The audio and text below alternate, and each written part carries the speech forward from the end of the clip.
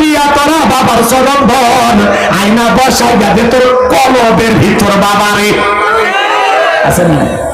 আজকে মাজার গুলো হয়ে গেছে গাঁজা খাওয়ার নিরাপদ জায়গা।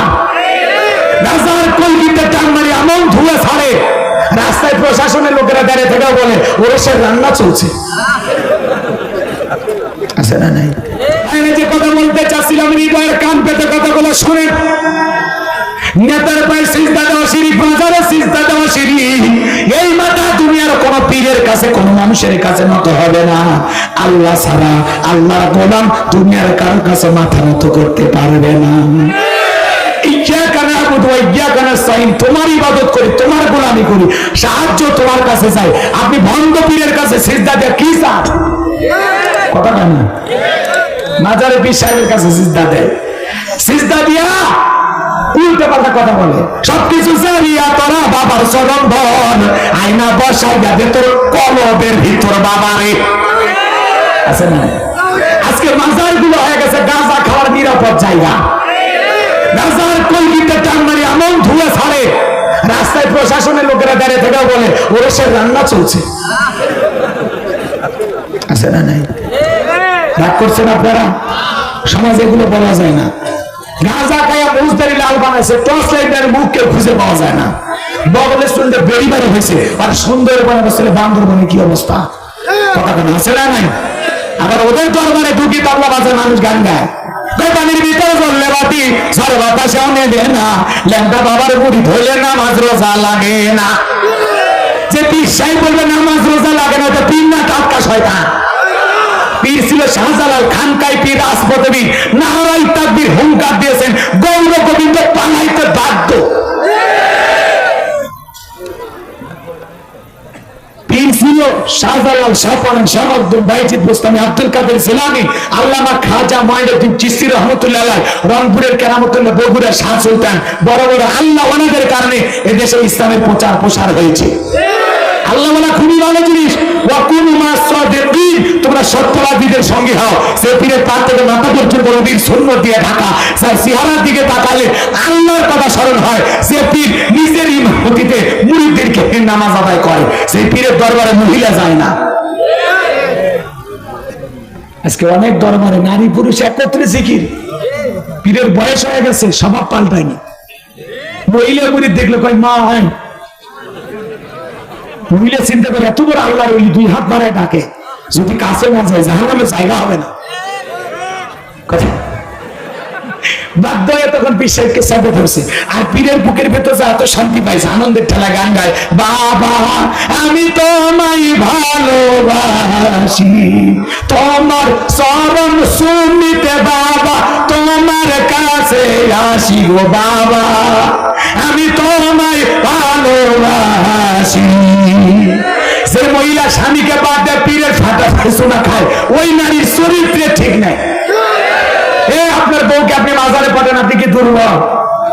আপনার বউ বলেন রে আমি তোর পীর, আমি তোর পীর। এদিকে আয়েশা, ফাতেমা, খাদিজা, হাজেরা, আসিয়া, মারিয়াম, এদের জীবনী কিনে দিবে।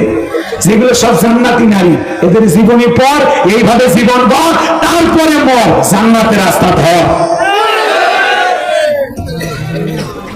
আল্লাহ যেন আমাদের হেদায়েতের জন্য কথাগুলো বোঝার তাওফিক দান করে। সাতটির অবশ্য মাজার নাই, এলে নাই, নাই নাই, পীর মুরিদি নাই, আছে। এটি খেয়াল করেন বাজান বাবা।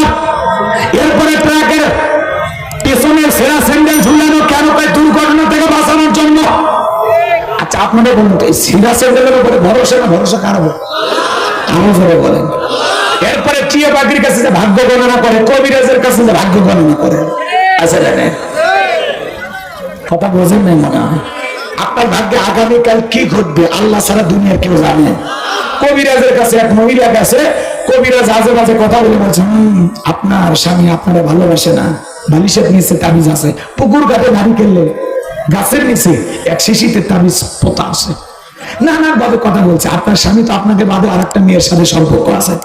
এই কথাগুলো শুনে মহিলা তো তেলে বেগুনে চলে বাড়িতে সেই এমন ভাবে ঝগড়া শুরু করছে, মনে হয় স্বামী লঙ্গি ফেলে ফেলে দেবে। কয়েকদিন আগে এক মহিলা এত ঝগড়া লাগছে, কামড় মারে স্বামীর কান ছিঁড়ে ফেলে দিচ্ছে।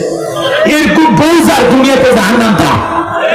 স্বামীর সাথে চালাকি করতেছে, স্বামী বলতেছে রে তো তুমি প্রাণ ধরিব, একবার খালি কবিরাজের ঠিকানা দে, জীবনে আর তোর সাথে কোনোদিন ঝগড়া করলাম, ঝগড়া করবো না, কথা দিলাম, খালি কবিরাজের ঠিকানা দে। এই কথাগুলো তোরে কে বললো? মহিলা মানুষ বলে দিছে। এবার কবিরাজ কাছে যাবো, চাচা হাত দেখেন। হাত দেখতে দেখতে 1-2 মিনিট পার হয়ে গেছে, ঠাস করে মারছে একটা থাপ্পড়। থাপ্পড় খাই কবিরাজ গান শুকাইতেছে, বলতেছে বাবা আমাদের মারলে। এই বেয়াদব, মানুষের ভাগ্য গণনা করে দিতে পারিস কার কোথায় কি ঘটনা ঘটছে, আর নিজের ভাগ্যে 2 মিনিট পর থাপ্পড় আছে সেটা বলতে পারিস না? বান্দামি বাদ দিয়ে ভালো হয়ে যায়। এরপরে যদি আর কবিরাজি করতে দেখি তোর হাত পা নিয়ে ঝুলে দেবো তোর গলার সাথে। এই জন্য কবিরাজের কাছে যাওয়া যাবে না। কথা কয় না কেন? আপনারা জান না অনেকে আপনার ভাগ্য গণনা। এই যে আমাদের বাংলাদেশে আর একটা আছে, বাপরে বাপ সব ছেলে নিয়ে হয়। আপনি কি মামলায় হেরে যাচ্ছেন? বিদেশে যেতে পারছেন না? বিয়ে করতে ভয় পাচ্ছেন? সংসার জীবনে অসুখী? কোনো কিছুতে কিছু হচ্ছে না? ব্যবসায় সফলতা আসতেছে না?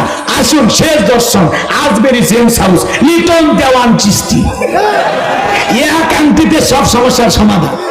কথা কয় না? কথা কয়। আরে ভাই, এক আংটিতে যদি এত উপকার হয়, মামলায় যেতে চায়, বিদেশে যাওয়া যায়, ব্যবসায় কল্যাণ হয়, তাহলে ওরটা আঙ্গুল আছে 2 হাতে কয়টা? 10টা। 10টা আঙ্গুলে 10টা আংটি ঢুকাইয়া পৃথিবীর সেরা ধনী হয়ে যেত। ওর আংটি বিক্রি করে খাওয়া লাগতো না। নায়ক নায়িকার উপর যদি হাত করে আর বলে আমি আগে চলচ্চিত্রে কাজ পাচ্ছিলাম না, মানুষ আমাকে সিনেমার জন্য ডাকে না, কিন্তু লিটন ভাইয়ের আংটি পরে এখন আমার হাতে অনেক সিনেমা, আমি এখন ল্যাংটা হয়ে কাজ করতেছি। আচ্ছা কোন তো আংটি ব্যবহার করে যদি সিনেমার কাজ বাড়ে, ওই আংটি কি আসলে আংটি না শয়তান? কথা কন নাকি আপনারা? নাটক সিনেমার সিনেমার জগৎ আছে, ওটা অশ্লীল জগৎ, ওটা নোংরামি। কথা কন না কেন? দেখতেছেন না এক এক নায়িকে কয়টা স্বামী নিজেও জানে না। সকালে একজনের বিয়ে করে, ডিভোর্সের টাকা নিয়ে আরেকজনের বিয়ে করে। রাগ করছেন? করেন, আমার সমস্যা নাই, কিন্তু আমি যে ওয়াদা দিয়েছি সে অনুযায়ী চলবে।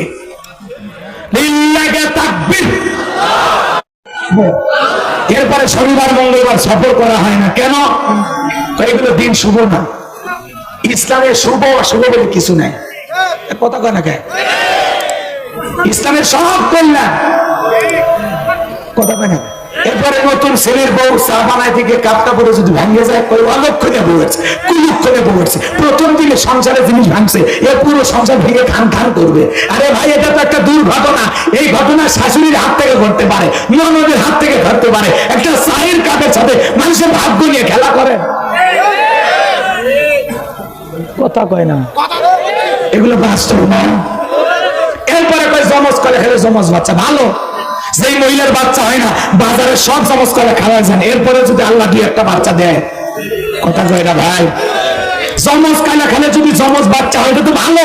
2বারে কষ্ট একবারে হলো, মাঝখানে সেজারের টাকাটা বেঁচে গেল। কত পুরুষ মানুষ জমজ কলা খায়, আজ পর্যন্ত কোনো পুরুষের বাচ্চা হলো না। হবে কেমনি? মেশিন পত্র তো আল্লাহ দেয়নি। এটা বল ঠিক কিনা? এগুলো ধারণা করা যাবে না। এরপরে কয় হাত চুল গেলে টাকা আসে, ওরে বাঁধেন, হাত দুটো খোলা রাখেন 3 দিন চুলকে। হাত চুলকে চামড়া উঠে যাবি, তাও টাকা আসবি না। পা চুল গেলে বেড়াইতে যাবি, কি ধারণা? চুল আসতে গিয়ে এদিকে চুল আশ্রাইতে গিয়ে চিরুনিটা পড়ে গেছে, তাই মেহমান আসবি, যা থাকবি যা, ভাত রান্না শুরু কর, আমি ওয়াশ করে খাবো। কত যে ধারণা আমরা করি। এরপরে সন্ধ্যাবেলায় যে শ্রমিক কাজ করেছে, ধনী তারে টাকা দেয় না কেন? সন্ধ্যাবেলায় টাকা দিলে নাকি ধনী ফকির হয়ে যাবে। এগুলো ধারণা করা শিরিক। কথা বলে ঠিক কিনা? এরপরে ছোট বাচ্চার কপালে কালো টিপ দেয়, পায়ে কালো টিপ দেয় কেন? কয় বদ নজর থেকে বাঁচার জন্য। আরে ভাই, তকদিরের ভালো মন্দ কার হাতে? বলে কদরিহি শাররিহি মিনাল্লাহি তাআলা ওয়াল বাসি বাদাল মাউত। তকদিরের ভালো মন্দ কার কাছে? তাহলে নিজেকে পরিবর্তন করবেন তো ইনশাআল্লাহ। এরপরে বাংলাদেশে একটি স্লোগান আছে, ধর্ম যার যার উৎসব সবার। এটা একটা ইমান বিধ্বংসী স্লোগান। এটা নেতাদের কাছে হাইব্রিড স্লোগান, নেতারা সবাইকে খুশি করার জন্য বলতে পারে, কিন্তু কোন মুসলমান এই স্লোগানের সাথে একমত পোষণ করতে পারে না। মনে রাখবেন, ধর্ম যার উৎসবতা। আপনারা বলেন তো, গাছ যার ফল সবার মানবেন, চাকরি যার বেতন সবার মানবেন, পুকুর যার মাছ সবার মানবেন, বউ যার হক সবার মানবেন নাকি?